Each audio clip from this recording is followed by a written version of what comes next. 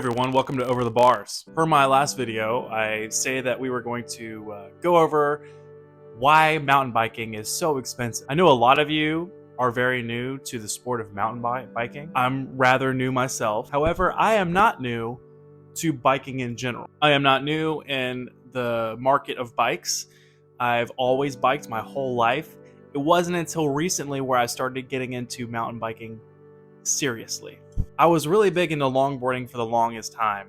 Back in 2012 and 2013 to 2014, downhill longboarding was extremely popular. You might remember what I'm talking about. But back then, I was in high school, and it was huge. It was the craze. Everybody was doing it, and I was like, well, I got to do it too.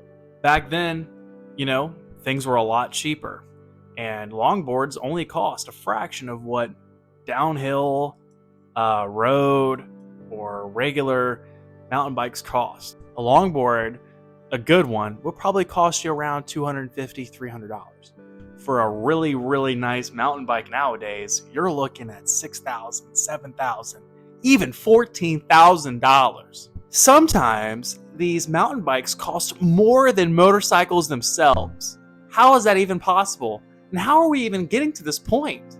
The truth of the matter is that a lot of mountain bikes use very expensive metals.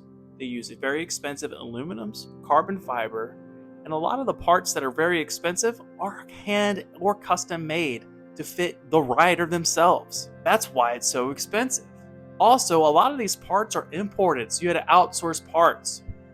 Material costs for aluminum, stainless steel, carbon fiber is not cheap stuff. I personally work in a metal shop, so I know how much metals cost, and it is expensive because you can find a really good mountain bike for $400 at Walmart.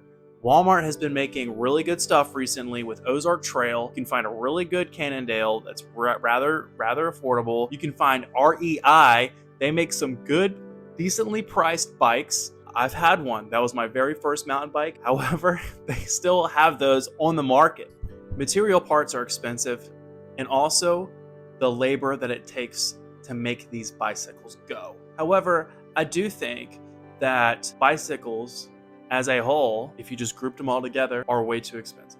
Now, you could go and get yourself a mom and pop regular bike, but I'm talking specifically about mountain bikes. I'm talking to my mountain bikers out there. If you are out there and you're watching this video and you're wondering, what I ride, in my last video I explained that I ride a giant Fathom 2 29er hardtail. I don't ride a full suspension because, one, full suspensions are very expensive. I'm not gonna sugarcoat it. That's why I don't have one. A hardtail is much more affordable.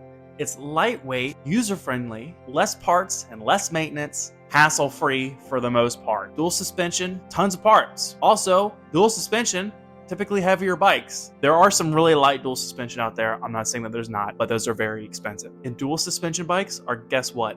The most expensive bikes you can find on the market. That's why I don't ride one. And if you're anywhere like me, no offense Texas, no offense Dallas specifically, guess what?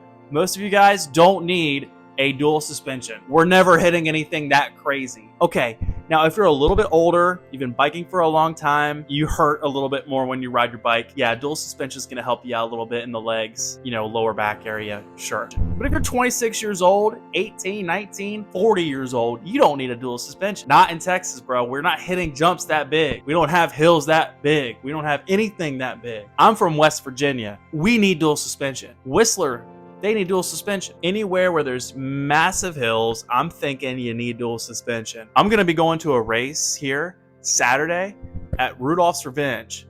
And guess what I'm gonna see? I'm gonna see a lot of expensive bikes. I'm gonna see a lot of dual suspensions. And guess what? None of them need them. None of them are gonna need them. I can ride my hardtail to my heart's content as easily or as proficient as someone who's using a dual suspension. All my opinions set aside, I like seeing dual suspension. I do. I like them. I think they're cool. I think they're useful. I think they serve a purpose. I think that they're great for those who need them. However, probably 80% of the mountain bikers out there probably don't need one. They got suckered into buying one, or they watch a lot of those pro athletes online those Red Bull guys, and they're using dual suspension. And I'll buy one too because I'll be just as good as they are. Yeah, that's not gonna happen, brother. It's not gonna happen. Get good on a hardtail first. Get good on a hardtail first. Your first year, second year, third year, fourth year, fifth year probably don't need a dual suspension. Just stick with the hardtail, bro. You'll be fine. And that comes with the other part of this video. The reason why things are so expensive is because of demand. Demand is really high for these really expensive bicycles. Personally, for me, I don't want an expensive bicycle. I want something that's affordable. I want something that's cost effective. I want something that I can use. And with huge supply comes huge numbers. And we've seen recently, and you can talk to the bike farmer, you can watch the bike farmer on YouTube here. He talks about the bikeopolis. Bikeopolis? Supply and demand is huge, and they're selling all these huge expensive bicycles because guess what? We're buying all of the used ones. We're buying all the cheap ones.